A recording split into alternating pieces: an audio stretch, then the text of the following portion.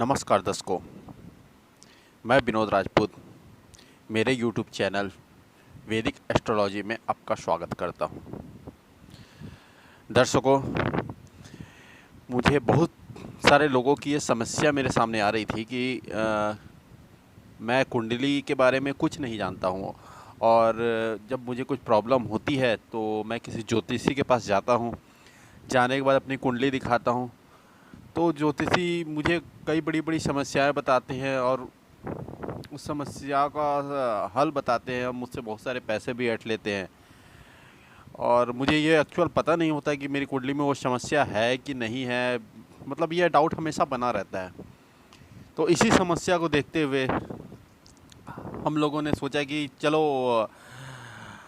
आम लोगों के लिए एक बेसिक एस्ट्रोलॉजी की एक सीरीज चालू की जाए, जिसमें दर्शक को इतना नॉलेज हो जाए कि वो अपनी कुंडली देख के बेसिक समस्या का उनको ज्ञान हो जाए, ताकि कोई भी झूठ बोलकर या फिर ऐसा कोई समस्या बताकर उनसे पैसे ना ऐंठ सके। तो इसीलिए हम लोगों ने ये एक सीरीज चालू की है, जिसमें आपको कुंडली की जितनी भी बेसिक जानकारी है वो हम आपको प्रोवाइड करेंगे। तो आज इसका पहला पार्ट हम लेके आए हैं आप लोगों के लिए, जिसमें हम आपको राशियों के बारे में बताएंगे, ग्रहों के बारे में बताएंगे, ग्रहों का क्या रोल है उसके बारे में बताएंगे और ग्रहों का पावर क्या होता है, उसकी डिग्री क्या होती है, वो आपको आज बताने वाले हैं। तो कुंडली आप लोगों ने देखी होगी, अपनी देखी होगी या और किसी की देखी होगी। तो कुंडली जैसे इस डिस्प्ले में आपको शो हो रहा है, ये जो ये शो हो रहा है इसमें नंबर दिए हुए खाने बने हुए थे, जिसको हम भाव कहते हैं। कुंडली में इसे भाव कहते हैं, घर कहते हैं, हाउस कहते हैं। और इसमें एक नंबरिंग लिखी होती है 1 से लेकर 12 तक। 1 2 3 4 5 6 7 8 9 10 11 12, ये 12 नंबरिंग होती है। तो जिन्होंने कभी कुंडली देखी नहीं होते, मतलब कुंडली के बारे में जिनको कोई नॉलेज नहीं होता, वो उनको समझ नहीं आता ये नंबर क्या है क्या नहीं। उसमें फिर चंद्र, शुक्र, बुध, गुरु अंदर में शो होता रहता है। मतलब उनको कुछ भी समझ नहीं आता इसमें कैसे पढ़ते हैं, क्या है उनके लिए। मतलब अ, कुछ भी मतलब उनको पता ही नहीं चलता क्या है। अब जैसा ज्योतिषी कह देते हैं उनको वैसा मानना पड़ता है, क्योंकि उनको कुछ नॉलेज नहीं होता। तो हम बता रहे हैं, ये पहले तो हम आपको राशियों के बारे में बताते हैं, राशियाँ क्या होती हैं। तो ज्योतिषी में 12 राशियाँ होती है। पहली राशि मेष से स्टार्ट होकर 12वीं राशि मीन तक जाती है। पहली राशि मेष होगी। दूसरी राशि 2 नंबर में, जिसको 2 नंबर मिला होता है, वो वृषभ राशि होगी। तीसरी राशि मिथुन राशि। चौथी राशि कर्क राशि होती है। पांचवी राशि सिंह राशि। छठवीं राशि कन्या। सातवीं राशि तुला राशि होगी। आठवीं राशि वृश्चिक। नौवीं राशि धनु राशि होगी। 10वीं राशि मकर राशि। 11वीं कुंभ और 12वीं मीन राशि होती है। अब ये जो राशियां होती है, इस राशियों पे ग्रहों का आधिपत्य होता है। ग्रह कितने होते हैं? तो ज्योतिष में 9 ग्रह माने गए हैं।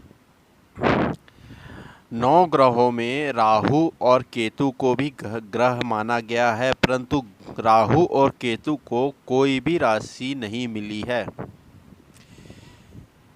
हम देखते हैं इसमें सूर्य और चंद्र। सूर्य और चंद्र के बारे में बताएं तो सूर्य और चंद्र को एक एक राशि मिली हुई है। बाकी जितने भी ग्रह हैं सबको 2-2 राशियां मिली हुई है। जैसे पहले नंबर में जो मेष राशि है वो मंगल, उसको मंगल मतलब वो मंगल के आधिपत्य में आती है। उसी प्रकार 2 नंबर वृषभ राशि शुक्र की होगी। 3 नंबर मिथुन राशि बुध की राशि है। 4 नंबर चंद्र की राशि कर्क राशि। सूर्य की राशि 5 नंबर सिंह राशि है। फिर बुध को पहली राशि तो मिथुन मिली हुई थी, दूसरी राशि कन्या राशि भी बुध को ही मिली हुई है। 7वीं राशि तुला राशि जो है वो शुक्र को मिली हुई है। इससे पहले हमने देखा था कि दूसरी राशि वृषभ राशि भी शुक्र को मिली हुई थी। वृश्चिक राशि 8 नंबर में जो आती है वो मंगल को मिली हुई है। मंगल को पहली राशि मेष राशि भी मंगल को मिली हुई है। 9वीं राशि धनु राशि गुरु को मिली है, 10वीं राशि शनि को है और 11वीं राशि कुंभ राशि ये भी शनि को मिली हुई है। मतलब शनि को 2 राशि मकर और कुंभ शनि के हिस्से आई है। 12वीं राशि मीन राशि गुरु को मिली हुई है। गुरु को 9वीं राशि धनु राशि भी गुरु को मिली थी, 12वीं राशि मीन राशि भी गुरु को मिली है। इस प्रकार हमने देखा कि प्रत्येक ग्रह को 2-2 राशियां मिली हुई है और सूर्य और चंद्र को 1-1 राशि मिली हुई है। तो ये हमने राशियों के बारे में जान लिया और उनके मालिक मतलब ग्रहों के बारे में जान लिया। अब आपको बताते हैं कि ये राशियां होती क्या है, कुंडली में कैसे रोल करती है, क्या मतलब क्या है ये चीज़, तो वो आपको बताते हैं। ये जो कुंडली हमने बनाए हुए, ये स्ट्रक्चर जो कुंडली का होता है ये इस तरह से नहीं होता। ये तो हमने एक प्रकार से पढ़ने के लिए या ये स्ट्रक्चर तैयार किया होता है, ज्योतिषी में तैयार किया गया है, परंतु ये स्ट्रक्चर इस प्रकार होता है। ये अगर अपन ऊपर जाएं ग्रहों के बारे में डिटेल पढ़े तो ये ग्रह है। इसमें मान लो कि अपन एक साइंस में सूर्य सेंटर पॉइंट होता है, उसके चारों ओर ग्रह चक्कर लगाते हैं, परंतु ज्योतिष में ये माना जाता है कि पृथ्वी सेंटर पॉइंट है और उसके चारों ओर उसके बेस पे अपन सभी ग्रहों का रोल देखते हैं। अगर पृथ्वी सेंटर है तो उसमें सभी ग्रह को उसके बेस पे उदय, उसके बेस पे अस्त होते जाते हैं सभी ग्रह। तो मान लो कि ये अपना एक सर्कल हो गया, मान लो इसमें पृथ्वी है बीच में, तो इस पृथ्वी के सापेक्ष देखा जाए तो सभी ग्रह का एक प्लेस मिला होता है। अगर इस सर्कल को अपन 12 पार्ट में डिवाइड कर दे, 12 भागों में बांट दे, तो ये 12 भाग 30-30 डिग्री के हो जाएंगे। कैसे होंगे 30-30 डिग्री के? आपको 30 सॉरी 1 मिनट, हाँ, तो ये 12 भाग कैसे 30-30 डिग्री के होंगे? तो 360 डिग्री का एक सर्कल होता है, इसको डिवाइड कर देते हैं 12 से, तो 12 36 सॉरी 1 मिनट, ये हो जाता है 30। तो ये 12 से डिवाइड करने में 30 आता है। तो एक जो खंड होता है, एक जो भाग होगा उस सर्कल का, वो 30 डिग्री का आएगा। 30 डिग्री का कहने का मतलब है कि ये जो अपन एक भाव देख रहे हैं, ये भाव क्या होंगे? ये 30-30 डिग्री के होंगे। ये भाव वही सर्कल के 12 भागों का एक पार्ट होता है। ये 12 भाग जो अपन 12 भागों में बांटा गया है, ये 12 भाग का ये 12 भाग जो होंगे यही भाव कहलाते हैं और यही इसमें अपन डिनोट किए हुए हैं, यही इसमें शो करते हैं। अब ये भाव 30-30 डिग्री के हो गए, तो अब जब भी यहाँ से कोई ग्रह गुजरेगा, 1 मिनट,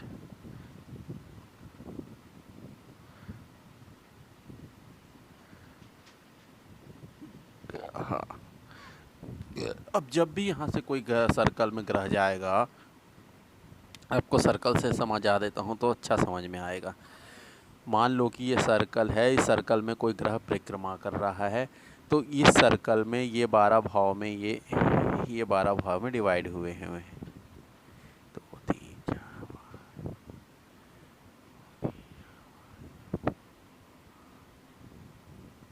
मान लो, चलो ये मैं ऐसे ही आपको समझाने के लिए लिख दिया हूँ, एक्चुअल नहीं किया हूँ। मान लो कि ये पहला भाव है, ये दूसरा भाव 30 डिग्री का है, तो यहाँ से इस भाव में 0 डिग्री से कोई ग्रह चलते हुए 30 डिग्री में यहाँ पर आ जाएगा, इस छोर पे। इस छोर को पार करने के बाद पर जब वो इस छोर में आएगा तो फिर यहाँ से 0 से स्टार्ट होकर 30 डिग्री में हो जाएगा।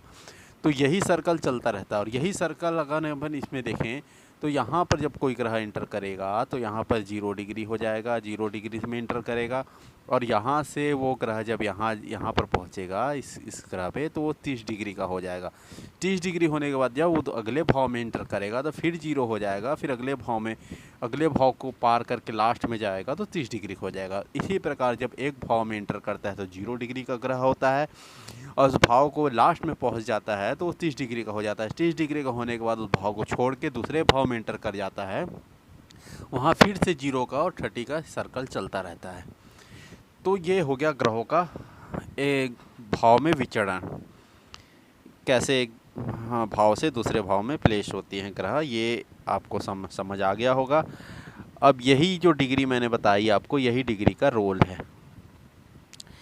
यहाँ पर जो डिग्री लिखी हुई है 0 से 6 डिग्री, यह इसी एक भाव में जब कोई ग्रह 0 डिग्री से स्टार्ट होता है, 30 डिग्री तक जाता है, तो 0 से 6 डिग्री तक जो ग्रह की पावर होती है, मान लो कि यहाँ से यहाँ तक 0 से 6 है, तो 0 से 6 डिग्री तक को पावर होगी, वो 25% ग्रह पावर उस भाव को दे पाएगा।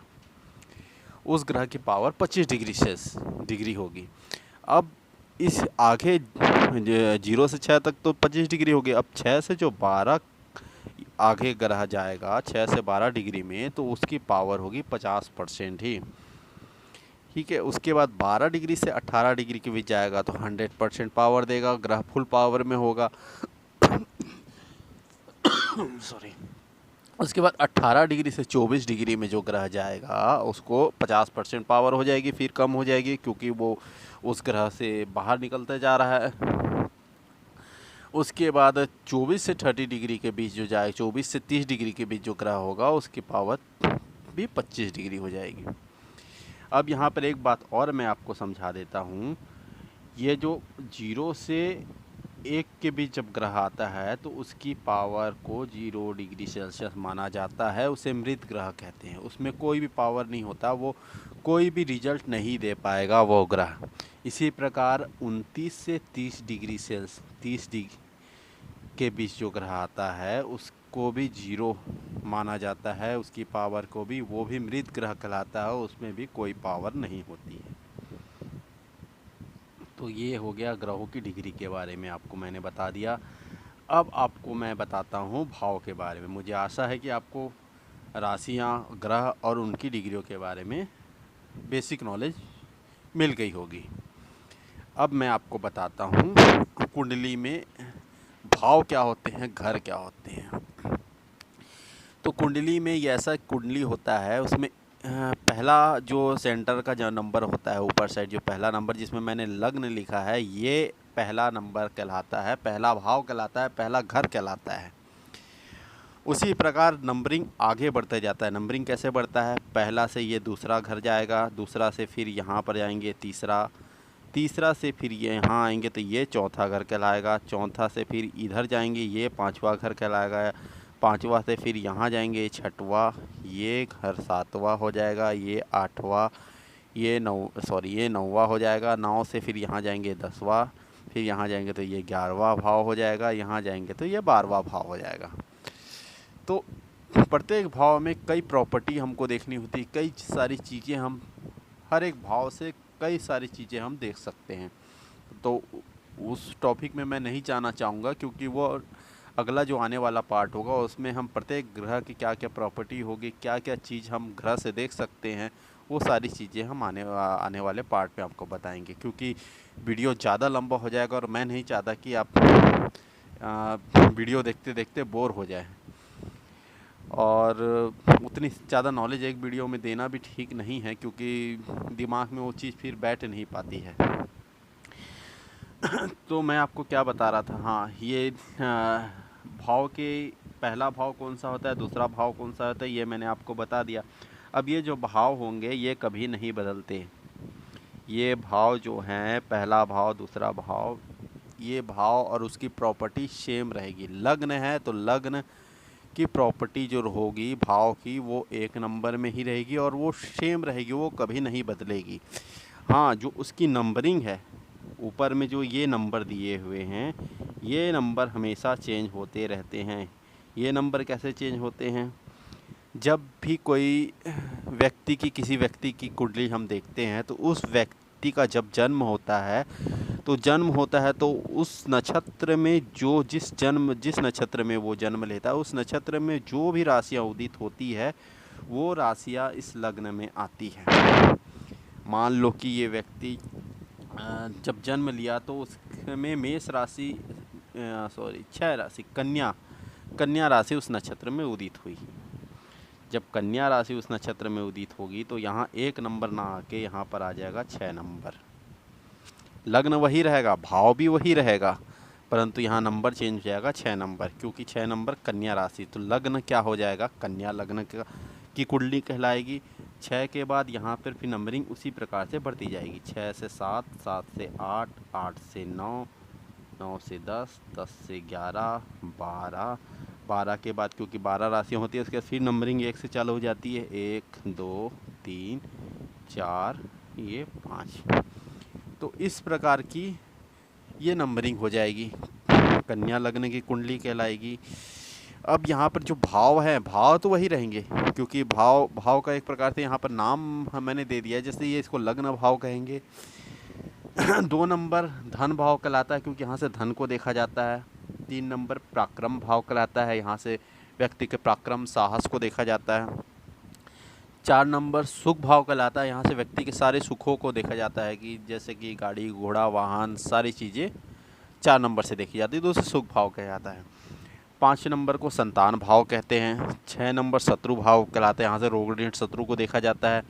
7 नंबर भार्या भाव कहलाता है, यहाँ से व्यक्ति के जीवन साथी के बारे में विचार किया जाता है, उसके पार्टनरशिप के बारे में विचार किया जाता है, डेली वेजेस के बारे में विचार किया जाता है, तो 7 नंबर से देखा जाता है। और ये कभी नहीं बदलते हैं। भार्या भाव का 7 नंबर है तो यही सभार्या भाव रहेगा, यहाँ 12 नंबर आया, चाहे 2 नंबर आया, चाहे 5 नंबर यहाँ पर लिखा हो, परंतु ये भार्या भाव ही कहलाएगा। 8 नंबर मृत्यु भाव कहलाता है। 9 नंबर भाग्य भाव कहलाता है। और 10 नंबर में जो है ये 10 नंबर ये कर्म भाव लगता है, ये व्यक्ति के कर्म को बताता है, उसके कर्म के बारे में विचार किया जाता है। 11 नंबर आय भाव कहलाएगा, यहाँ से व्यक्ति के आय के बारे में जानते हैं, उसके लाभ के बारे में जानते हैं। यहाँ से कर्म करता है, कर्म से उसे क्या आय मिलता है, उसे क्या लाभ होता है, उसके बारे में आय भाव से ज्ञात किया जाता है। व्यक्ति के व्यय के बारे में हम 12वें भाव से जानते हैं। तो ये जो घर हैं ये कभी नहीं बदलते, नंबर बदल जाएंगे पर घर कभी नहीं बदलेंगे। मतलब 1 नंबर व्यक्ति का लग्न है तो वो लग्न ही रहेगा, इसकी प्रॉपर्टी वही रहेगी, यहाँ पर चाहे नंबर कुछ भी आए। 2 नंबर धन भाव है तो वो धन भाव ही रहेगा, व्यक्ति के धन को ही देखा जाएगा, चाहे पे यहाँ पर नंबर 4, 5, 6 कुछ भी आ जाए। परंतु जो बेसिक कुंडली है जिसे हम काल पुरुष की कुंडली कहते हैं, उसमें ये 1 से 12 तक ये नंबर होता है, और इसे लग्न धन भाव, 3 पराक्रम भाव, 4 सुख भाव ये कहते हैं। ये काल पुरुष की कुंडली इसको कहा जाता है, और ये ही सेम रहता है।